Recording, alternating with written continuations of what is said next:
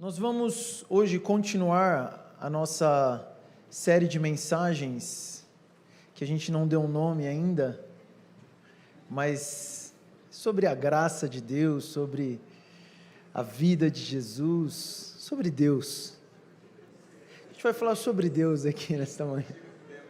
Que bom, né? Chega de temas. Mas eu só queria orar, e eu estou com um sentimento muito forte desde que eu cheguei. Gente, tem lugares aqui, ó, espalhados, viu? Tem bastante gente em pé aí, mas tem bastante lugares aí. Bom você sentar, ficar confortável para ouvir a palavra.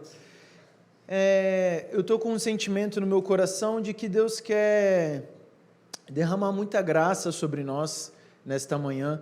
Fiquei com um sentimento de que hoje ninguém pode sair daqui da mesma forma que entrou. Amém?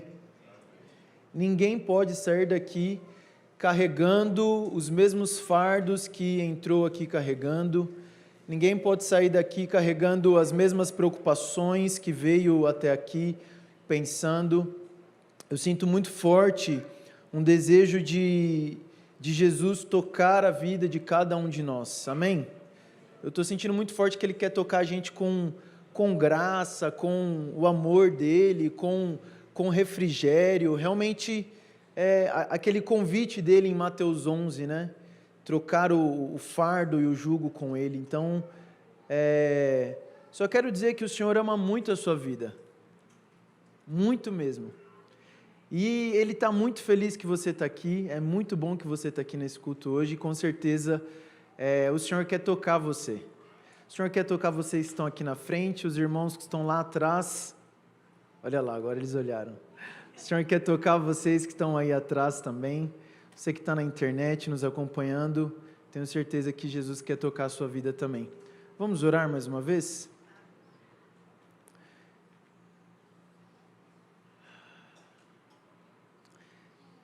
Pai, nós te pedimos que a tua graça e o teu amor repousem sobre nós agora, Senhor. Pedimos que o teu Espírito sopre aqui sobre nós, Senhor. Fala aos nossos corações, Senhor. A gente está às vezes tão agitado, Senhor, que a gente não consegue te ouvir. Nessa hora eu peço, Senhor, mantenha os nossos olhos fixos em Ti, Senhor. Dá-nos aquele coração de Maria, que largou tudo para estar aos Teus pés, Senhor. Nesta hora, Senhor, nós queremos que a nossa atenção esteja totalmente em Ti, na Tua palavra, Senhor. O Senhor quer nos tocar, o Senhor quer nos curar, o Senhor quer nos libertar, o Senhor quer nos amar mais ainda, Senhor. O Senhor quer derramar a Tua graça, o Teu refrigério, o Teu bálsamo sobre nós, Pai, e nós queremos também isso nesta manhã, Senhor. Por isso, ajuda-nos agora, Senhor. Me ajuda a compartilhar a Tua palavra e ajuda cada um dos meus irmãos também a ouvir a Tua voz por meio da Tua palavra, Senhor. Em nome de Jesus nós oramos, Senhor. Amém. Amém.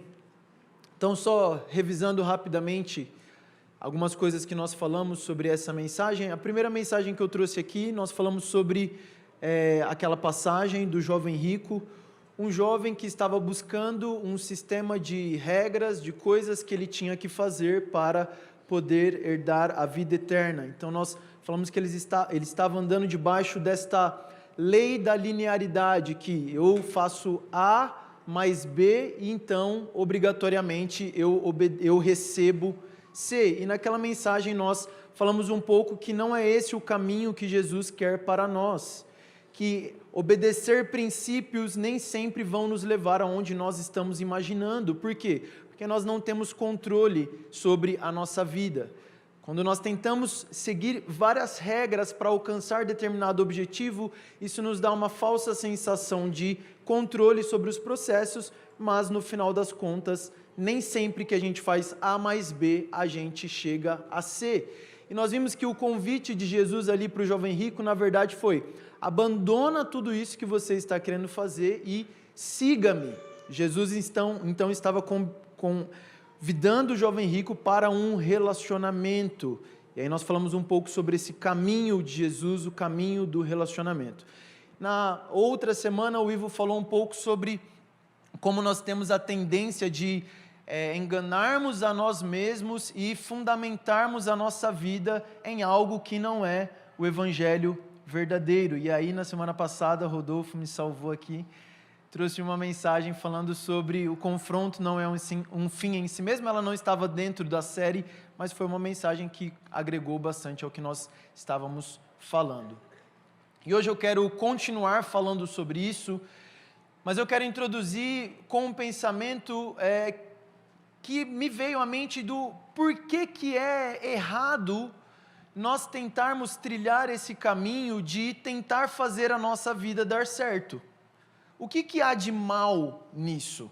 Qual que é o problema em uma pessoa esforçada em seguir princípios e seguir várias regras para tentar fazer a vida dela dar certo? Qual que é o grande problema dessa questão? E assim, nós estamos falando, pessoa que está usando princípios cristãos, ela não está fazendo nada imoral, nada ilegal para tentar ter uma vida melhor. Ela está usando princípios bíblicos, princípios da fé, ela não está necessariamente desonrando a Deus, ela está fazendo tudo certinho para ter uma vida melhor, para fazer a vida dela dar certo. Qual é o grande problema de tentar fazer a nossa vida dar certo aqui nesta terra? Eu quero falar um pouco sobre isso, porque nós precisamos pensar, respondendo já um pouco, qual é a nossa real necessidade. Eu quero falar um pouco sobre isso. Qual é a nossa real necessidade?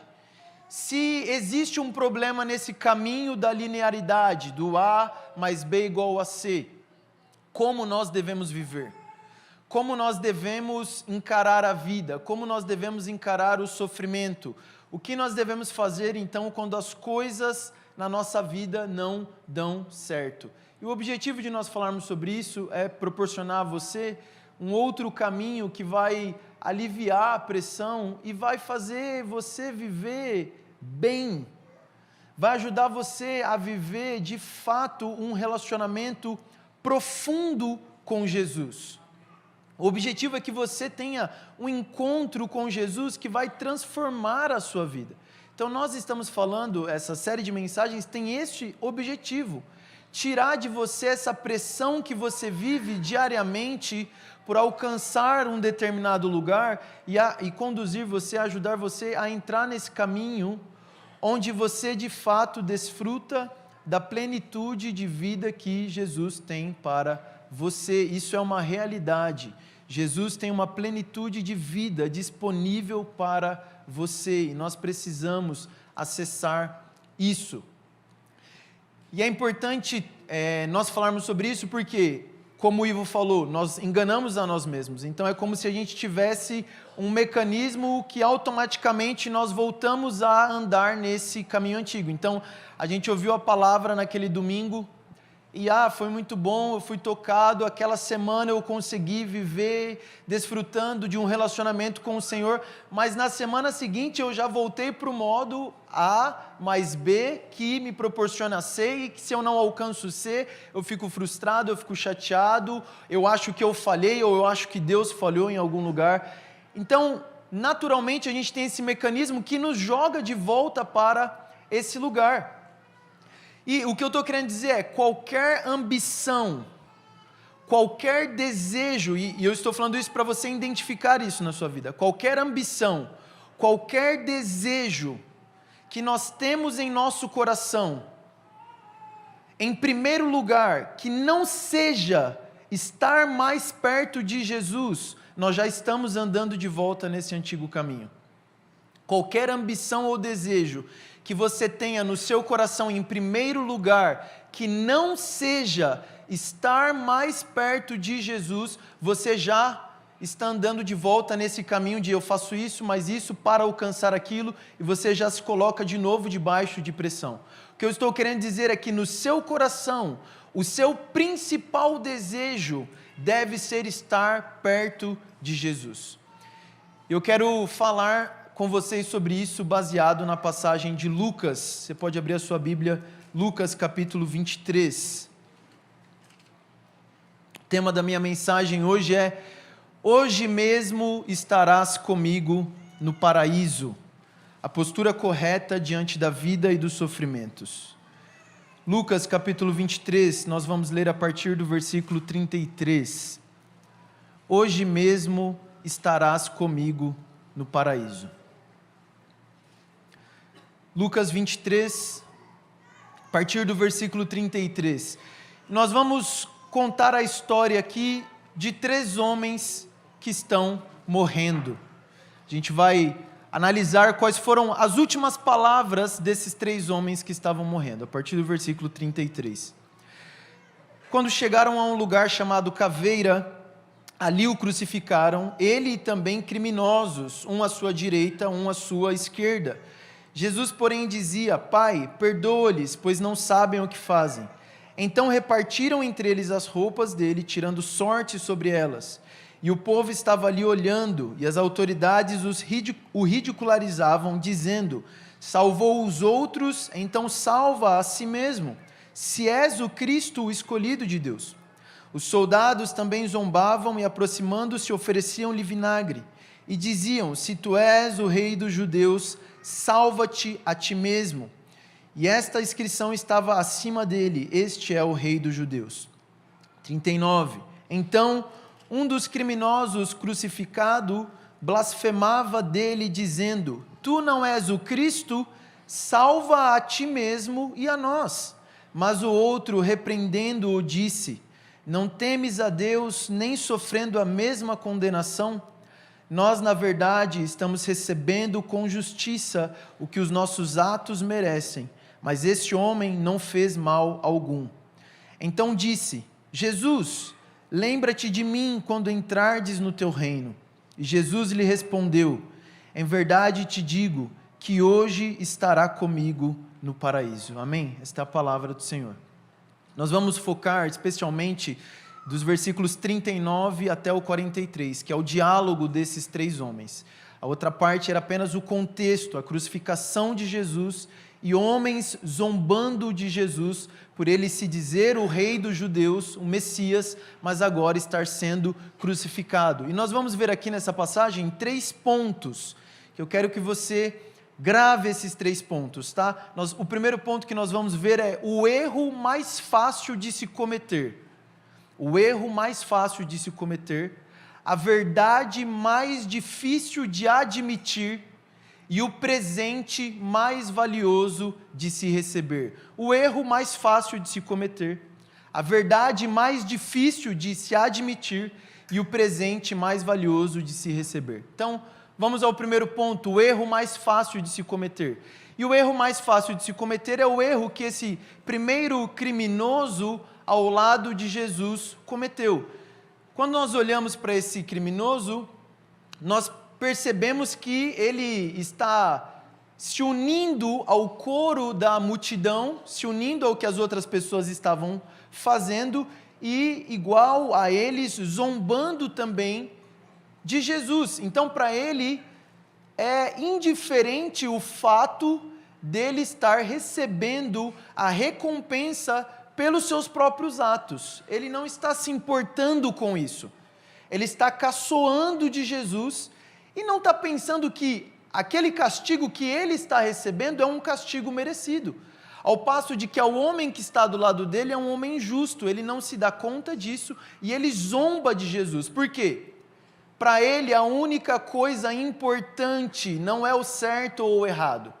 Para ele a única coisa importante não é o elogio ou a repreensão. Para ele a única coisa importante é salvar a sua pele. É a única coisa que ele quer. A única coisa que interessa a este primeiro ladrão, a esse primeiro criminoso, é ser livre daquele sofrimento.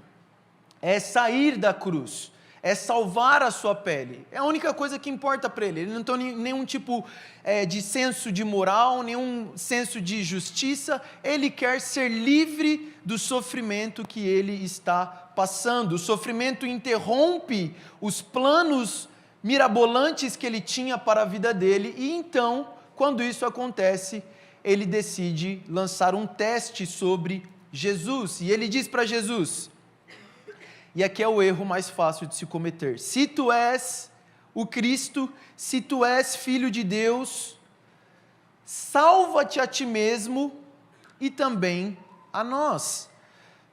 Ele estava olhando para Jesus e não reconhecendo quem era aquele homem que estava ao lado dele, e ele estava olhando para Jesus como um meio pelo qual ele poderia ser livre do sofrimento. Então ele propõe um teste para Jesus, que se você é o Cristo, então faça isso. Se você é quem você diz que é, salva-te a ti mesmo e também salva a nós. Ele é tão tolo que ele não percebeu que o fato de Jesus não salvar a si mesmo é o que possibilitou que ele nos salvasse. E aqui ele está dizendo: salva-te a ti mesmo e também a nós. Jesus era um meio para ele ser livre do sofrimento. Essa era a única forma que ele conseguia enxergar aquele homem que estava ao lado dele. Mas eu quero chamar a sua atenção porque muitas vezes nós estamos cometendo o mesmo erro que esse ladrão. Olhando para Jesus, olhando para o Senhor, olhando para Deus, olhando para o cristianismo, olhando para a palavra de Deus, como um meio para nós alcançarmos os nossos objetivos. Ele perdeu Jesus de vista como um rei, como um homem justo, e passou a olhar para Jesus como simplesmente alguém que poderia livrar ele daquela situação. E nós fazemos a mesma coisa. Quantas vezes nós fazemos esse tipo de oração: Senhor, se o Senhor me ama, faça isso. Deus, se você existe, se você é real, faça isso. E muitas vezes, pela misericórdia de Deus, Ele nos atende.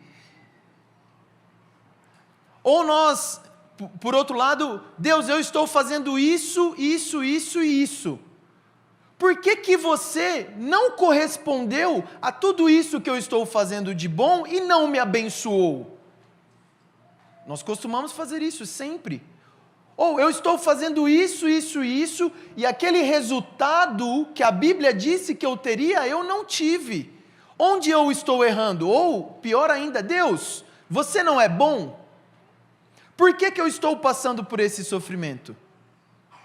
Deus, o Senhor não é bom? Por que o Senhor não cura o meu filho? Deus, o Senhor não é bom? Por que eu estou desempregado há mais de um ano? Deus, o Senhor não é bom? Por que o Senhor não restaura o meu casamento? Se tu és Cristo, salva-me. Constantemente nós estamos agindo da mesma forma que esse primeiro criminoso está agindo. E no final das contas, se você viver por esse caminho, você está fadado ao fracasso e à pressão e a tudo isso que nós estamos falando. Por quê? O que você está dizendo é: eu sei que você é Deus, se você concordar comigo. Eu tenho uma ideia do que é melhor para mim, de como a minha vida deve andar, e se você fizer isso que eu estou pedindo, se você me atender, então eu tenho a certeza que você é Deus, se você concordar comigo. Ou seja, olha só, você quer um Deus que é forte o suficiente para te livrar de sofrimentos, provações. Você quer um Deus que é forte o suficiente para dar aquilo que você julga que você precisa, mas você não quer um Deus que é mais esperto que você. Você não quer um Deus que é mais sábio do que você e que talvez tenha outros planos para a sua vida que não são os planos que você almejava para a sua vida. Porque quando você diz, se você é Deus, faça isso, e se você não está fazendo isso, talvez é porque você não é bom, ou talvez já passou pela sua cabeça, talvez eu acho que você nem existe. Porque se você de fato existe, por que tanta maldade no mundo? Se você existe, se tu és Deus, por que você não livra todas as pessoas do mal de uma vez e acaba com tudo e vem logo? O que você está querendo dizer quando você fala isso? Você quer um Deus forte, um Deus que é todo poderoso para te livrar de situações de sofrimento, resolver problemas, resolver conflitos, dar a vida que você quer, fazer com que a sua vida ande de acordo com o seu planejamento, mas você não aceita o fato de que esse Deus que é forte para fazer isso, também é mais esperto do que você e talvez tenha um plano para a sua vida de que não é aquilo que você planejou. Você está se relacionando com alguém que não é o Deus verdadeiro. O Deus verdadeiro é forte o suficiente para livrar você de qualquer circunstância, de qualquer situação. Mas o Deus verdadeiro também ele é mais esperto do que você e ele sabe melhor o caminho que conduz a sua vida do que você mesmo. E você precisa confiar nesse Deus. Mas esse é o erro mais fácil de nós cometermos. Constantemente nos voltarmos para este lugar. Se tu é Deus, faça isso. Se isso aconteceu, eu duvido de Deus.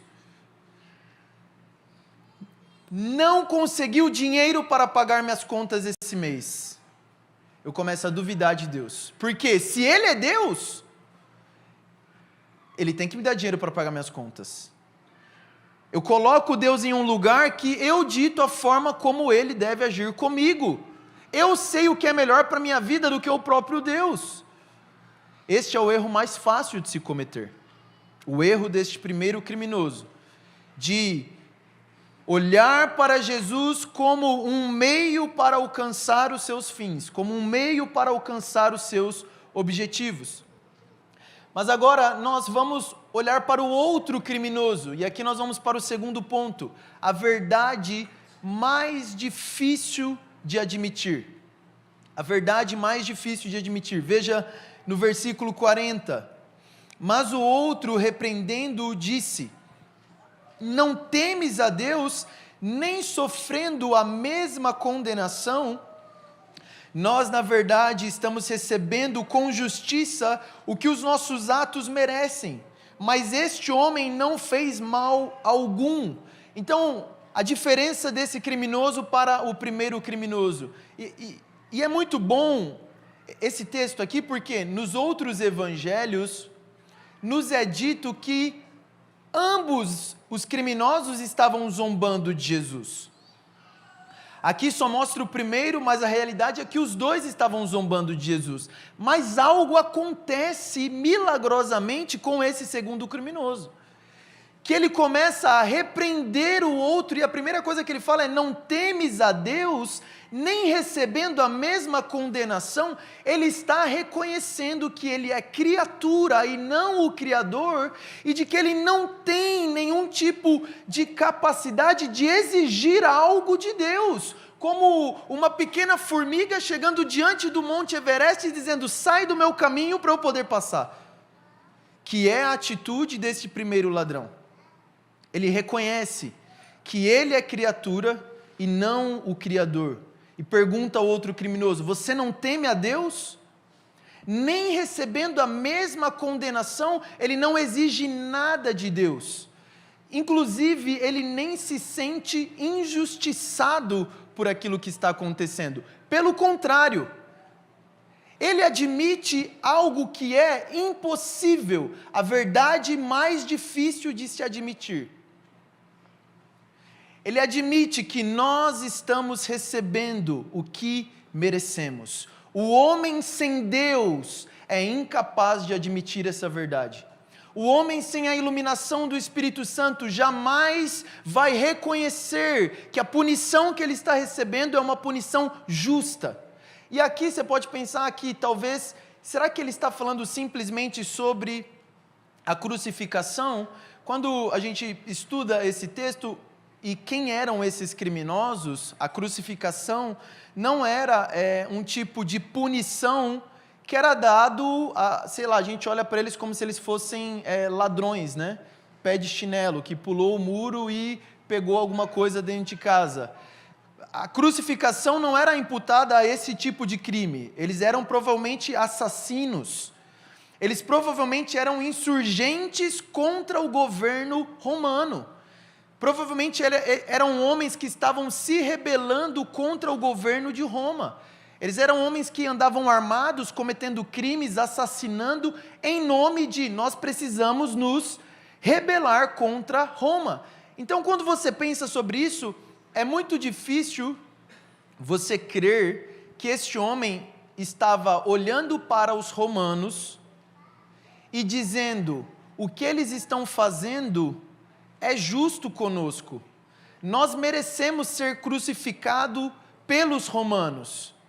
Seria muito improvável que é isso que este criminoso está dizendo. Então ele está dizendo algo muito mais profundo. Porque você percebe o que ele fala primeiro para o outro criminoso: não temes a Deus, nem mesmo recebendo a mesma punição. E ele diz: nós estamos recebendo o que merecemos. Ele não está falando só sobre a punição de Roma sobre ele. Ele está dizendo: nós estamos morrendo. Nós estamos abandonados pelo Senhor por causa dos nossos pecados. E Deus não nos deve nada. Isso que nós estamos recebendo é a justiça de Deus. Nós merecemos receber essa punição por causa dos nossos pecados. E esta é a verdade mais difícil de você admitir. De que Deus não deve nada para você. De que Deus não precisa fazer nada para o seu benefício. De que se hoje mesmo Deus pegasse todos os homens e mandassem todos para o inferno, Ele continuaria sendo um Deus justo. Nós estamos sempre partindo desse pressuposto que Deus precisa. Deus não precisa nada, irmão. E é isso que faz dele Deus. Deus não deve nada a você. Deus não deve a você uma família abençoada. Deus não deve a você uma vida próspera. Deus não deve a você um bom emprego. Deus não deve a você um marido, uma esposa, um casamento. Deus não deve a você filhos comportados e no caminho. Deus não deve nada a você. E essa é a verdade mais difícil de se admitir. De que todos nós merecemos receber a ira de Deus por causa dos nossos pecados. E o inferno é algo justo. Como ele disse, nós merecemos receber pela culpa das nossas falhas. Nós estamos recebendo o que merecemos. Sabe o que isso significa? Que tudo aquilo que você tem, que não é o inferno, é graça de Deus sobre a sua vida. Tudo aquilo que você tem hoje, que não é o inferno, é a misericórdia de Deus que está repousando sobre a sua vida. E quando nós admitimos isso, e aqui algumas pessoas dizem o seguinte: eu não gosto de pessoas religiosas, porque pessoas religiosas sempre vão para esse lado negativo, de falar que eu não mereço nada, eu sou pecador. Gente, alguém religioso nunca vai admitir isso. Só admite isso se a pessoa for iluminada pelo Espírito Santo. O homem natural, o homem sem Deus, jamais vai admitir essa verdade. Ele sempre vai falar: eu fiz isso, então eu mereço receber isso. Eu não sou tão ruim assim. Fulano é muito pior do que eu. Aí, sabe quando... Se você quer saber se você está vivendo assim, é quando alguém que tem a moral menos elevada do que você, é mais abençoado do que você. Como você reage? Você fica irritado, você fica com inveja, você fica com amargura, você fica ressentido. Porque você ainda não admitiu isso. Você ainda acha que você merece alguma coisa. E esse é o primeiro passo do Evangelho. Você não merece nada a não ser o inferno.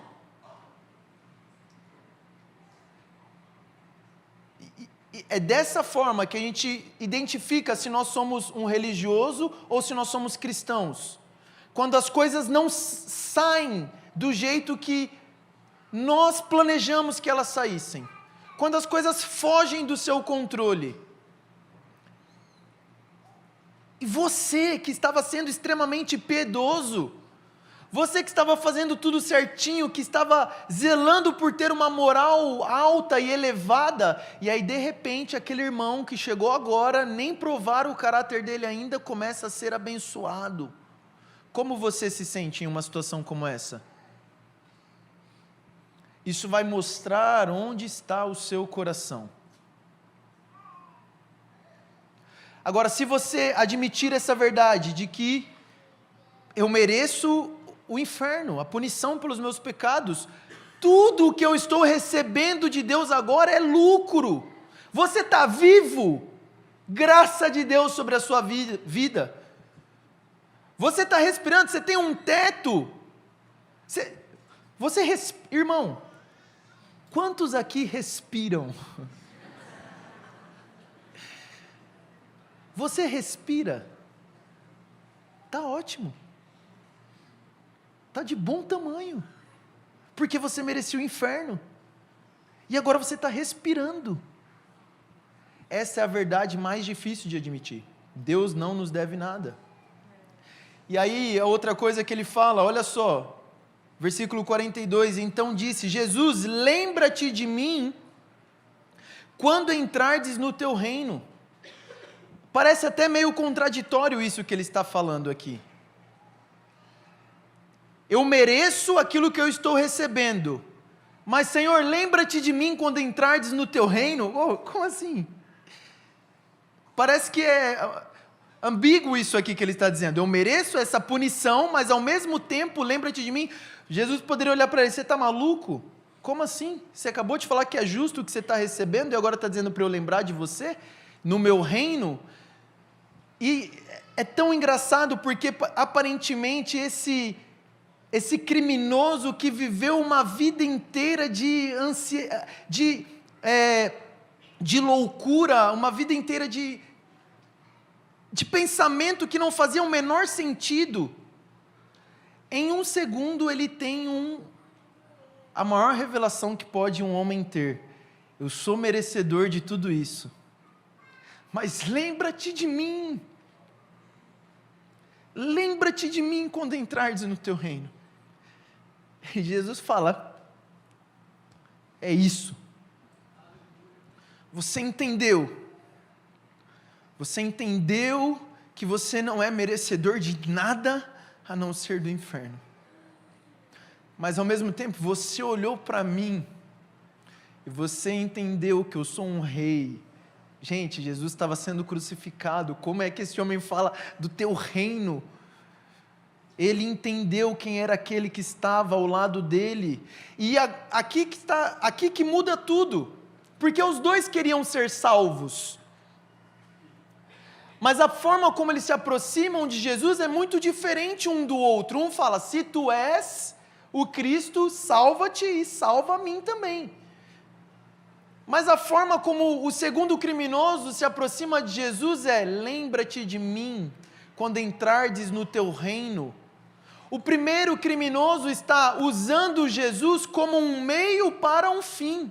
O segundo criminoso está entendendo que aquele homem que está do lado dele é um fim em si mesmo. E ele não está pedindo para Jesus, tira-me dessa cruz. Ele está dizendo, eu quero estar contigo no teu reino. Ele não está usando Jesus como um meio para alcançar um objetivo. Ele está dizendo, Jesus, mesmo se você não me livrar dessa cruz, eu quero estar contigo no teu reino. O primeiro está dizendo, se você me livrar dos problemas, eu vou te seguir. O segundo está dizendo, se eu não tiver você, eu estou cheio de problemas.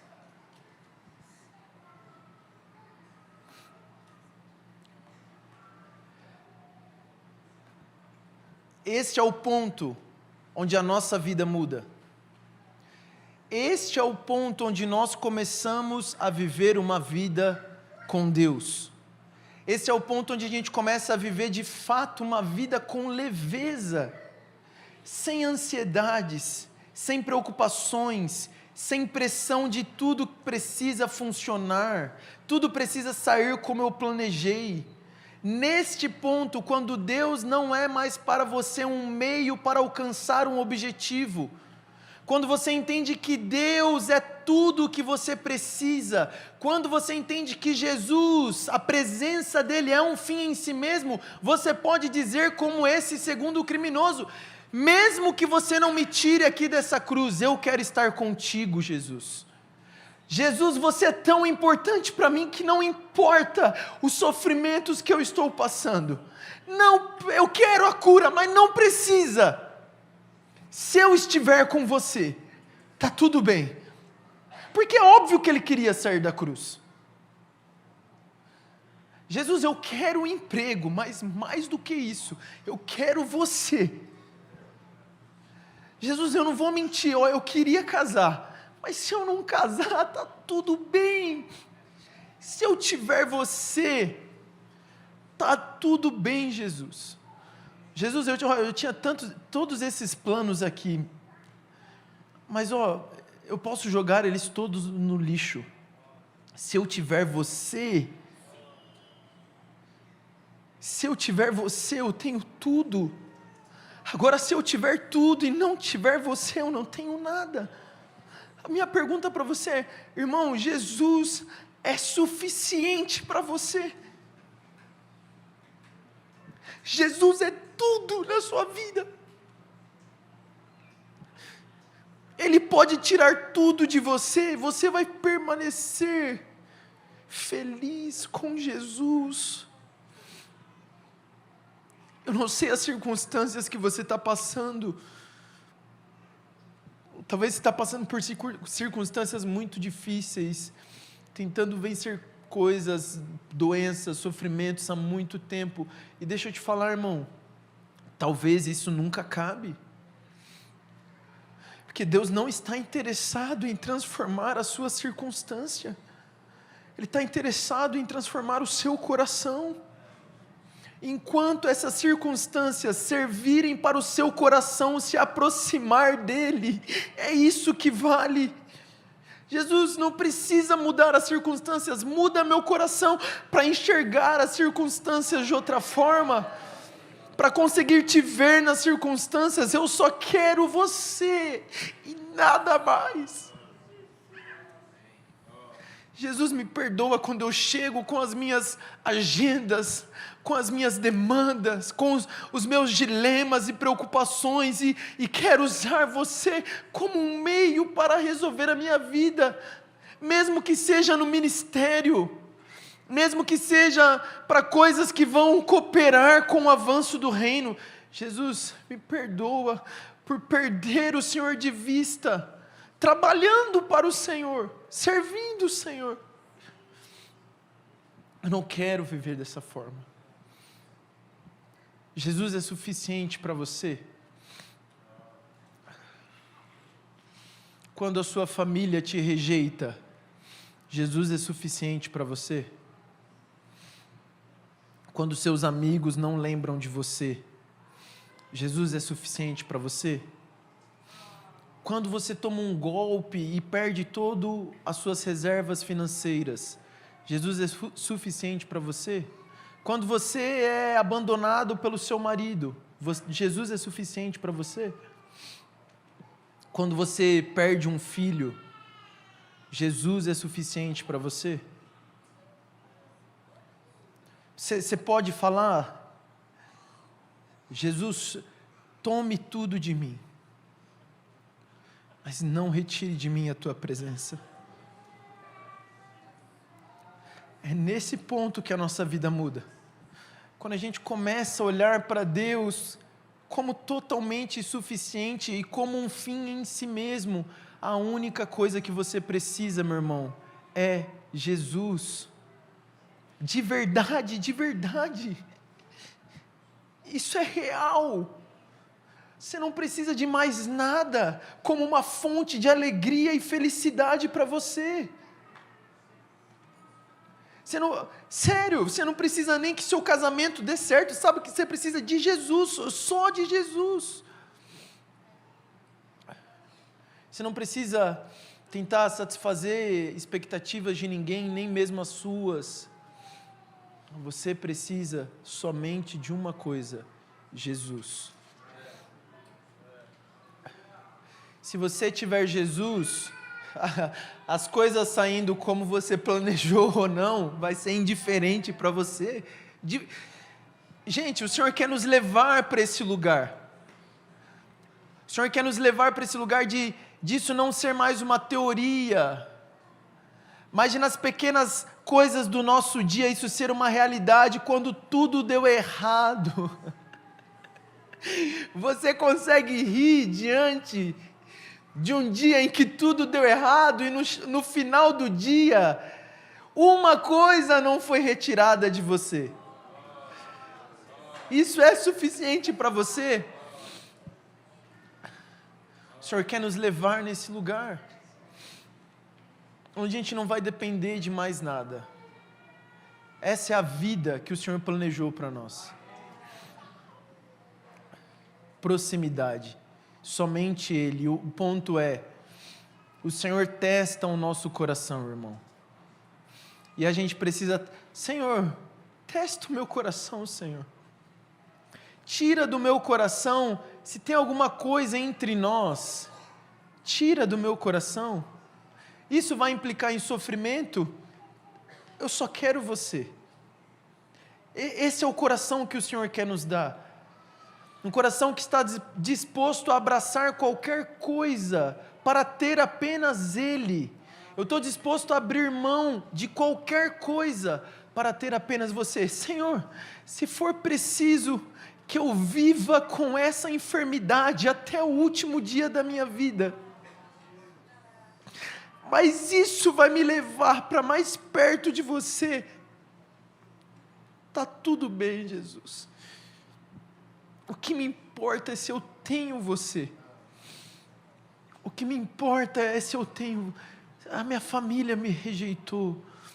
Eu tenho você. Eu não tenho... Eu estou sem dinheiro, estou endividado. Eu tenho você. Seja qual for a situação que você está passando, a coisa mais importante para você é Jesus. Jesus é suficiente para você. Eu quero agora, eu oro, peço que o Espírito Santo gere fé no seu coração agora, para crer que Jesus é tudo o que você precisa. Acima de qualquer circunstância, acima de qualquer situação, Jesus é suficiente para você.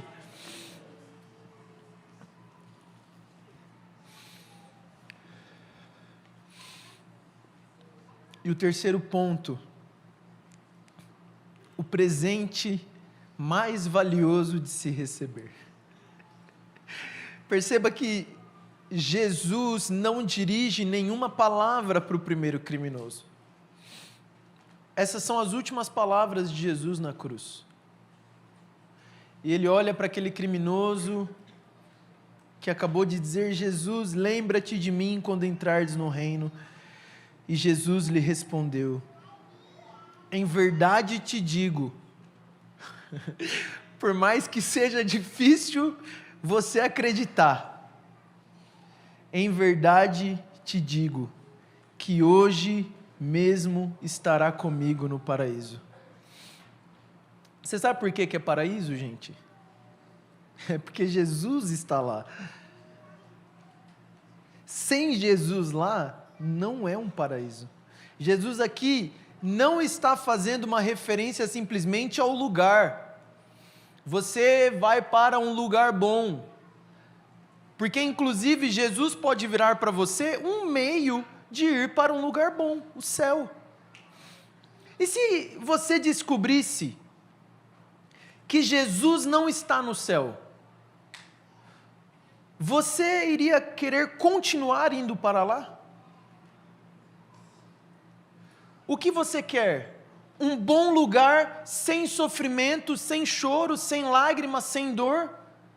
Ou você quer Jesus? Porque Jesus aqui não está fazendo simplesmente uma referência ao lugar, ao paraíso, ao céu. Ele está dizendo: hoje mesmo você estará comigo. Hoje mesmo você vai me ter. E óbvio que o hoje mesmo que Jesus está falando aqui é porque os dois estavam morrendo e ele iria para o céu, para o paraíso. Mas eu quero falar uma verdade para você, que esta frase, ela é real para você hoje. Você não precisa morrer. Você não precisa ir para o céu hoje para isso ser uma realidade na sua vida. Hoje mesmo, você pode estar tão próximo de Jesus quanto é o desejo dele de estar próximo de você. Você pode ter tudo aquilo que é de Jesus. Você pode ter Jesus por completo hoje mesmo. Hoje mesmo você pode acessar essa realidade do que significa ter Jesus como suficiente. Essa é a vida verdadeira. Isso aqui é a plenitude de vida. Jesus ser suficiente para você, porque sabe de uma coisa, irmão? Enquanto nós vivermos em um mundo caído, nunca vai estar tudo bem, sempre vai ter algo te azucrinando. Então não é melhor ter Jesus e fazer as pazes com as circunstâncias, do que lutar para que todas essas circunstâncias mudem e viver debaixo dessa pressão que você vive? Enquanto nós estivermos nesta era caída, enquanto nós estivermos nisso aqui, nesse corpo podre, nessa carne, não vai estar tudo bem, exteriormente. Paulo em 2 Coríntios diz que embora o exterior esteja se desgastando, o interior é renovado todos os dias. Irmãos, nós precisamos entrar nessa realidade. Quantos de nós estão sofrendo diariamente em nosso interior? Nós precisamos experimentar isso que Paulo está dizendo, que diariamente o interior é renovado. A gente lê até parece que, não, isso aqui parece uma utopia, mas é a vida cristã, é aquilo que Deus quer para nós, que o seu interior seja renovado todos os dias.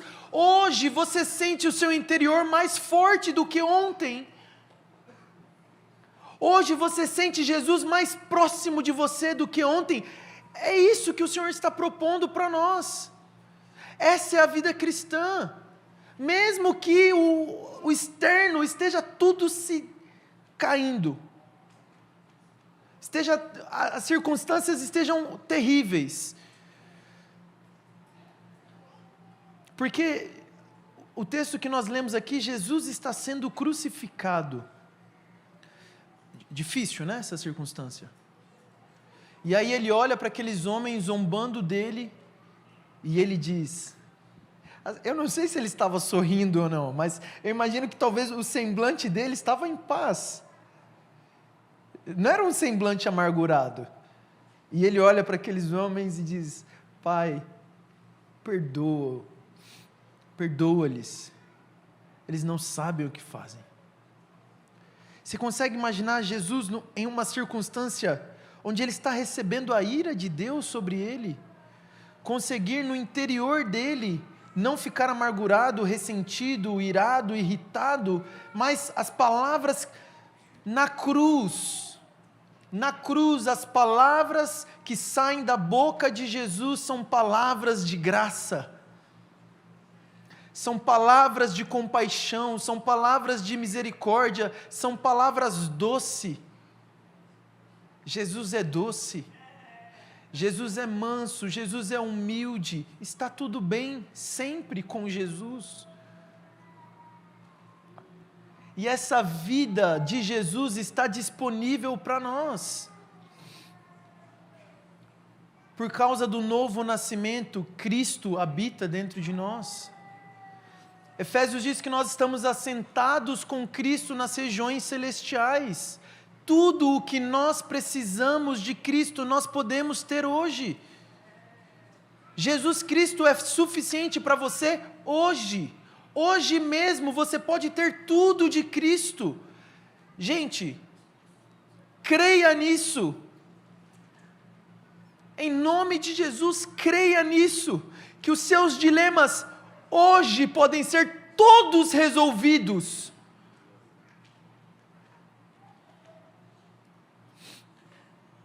Os seus dilemas interiores, as suas faltas interiores. Jesus Cristo está aqui hoje. Ele pode te tocar. Ele pode te abraçar. Eu sinto que Jesus quer abraçar pessoas aqui. Desde que eu cheguei, eu estou com a sensação de que tem pessoas pesadas aqui, que estão carregando fardos pesadíssimos. Jesus está aqui, querendo trocar de fardo com você. Ele está querendo te abraçar, Ele está querendo colocar você nos ombros, no peito dele e falar: está tudo bem, você me tem. Está tudo ruim lá fora, mas está tudo bem, porque você me tem. Eu sou seu pai, eu amo você. Experimenta o que é Jesus ser suficiente. Isso é a vida verdadeira, gente. A vida eterna é esta, que conheçam a Ti e a Jesus Cristo a quem enviaste. Esta é a vida eterna. Vamos nos colocar de pé. Os irmãos da música. Permaneça concentrado. Jesus Cristo está mais ao nosso dispor do que ousamos imaginar. Há mais em Jesus Cristo do que jamais sonhamos. Ele está mais perto do que pensamos. Nós experimentamos tão pouco dele quando nos aproximamos de sua pessoa só para pedir. Perdemos tanto quando pensamos mais sobre os nossos problemas e em como resolvê-los do que sobre como podemos nos encontrar com Ele.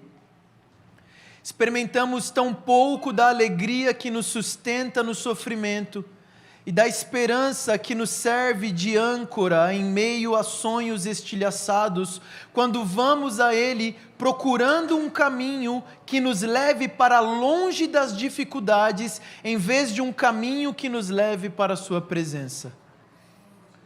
O obstáculo central para a vida de Jesus fluir em nós e jorrar de nós é este: queremos mais outra coisa. Queremos as bênçãos de uma vida melhor, mais do que desejamos nos achegar a Jesus. Nós nos aproximamos dele como uma criança se achega a um Papai Noel no shopping, que pergunta pela 100ª vez: o que você quer no Natal? Aposto que nenhuma criança jamais te apertou no peito de Papai Noel, olhou em seus olhos e disse: você. Eu só quero você. Nenhuma criança acredita que o Papai Noel, ao jantar com ela, poderia alegrá-la mais do que quando empilha presentes debaixo da árvore. O problema é que nesta era queremos um salvador do sofrimento e não apenas um salvador do pecado. Viver para uma vida melhor neste mundo com mais energia do que perseguirmos um firme relacionamento profundo com Jesus é algo carnal. A única mensagem firme que vem do mundo da carne e do diabo é esta: procure a sua maior satisfação em qualquer outro lugar, menos em Deus. Porém, o Espírito sempre aponta para Cristo. Aquele que não oferece garantias de que meu casamento vai sobreviver, de que as notícias da biópsia vão ser boas, ou de que eu não vou perder o meu emprego, mas garante a sua presença em todas as situações. O Espírito expõe um problema em minha alma pior do que o meu sofrimento, mas depois revela o coração gracioso de Deus sobre mim. Ele me diz que posso conhecer esse Deus, posso conhecer o seu coração, descansar em seu poder e esperar nos seus propósitos. Posso tudo isso em Cristo. E o Espírito continua incentivando meu coração para me dizer: dá-me apenas Jesus.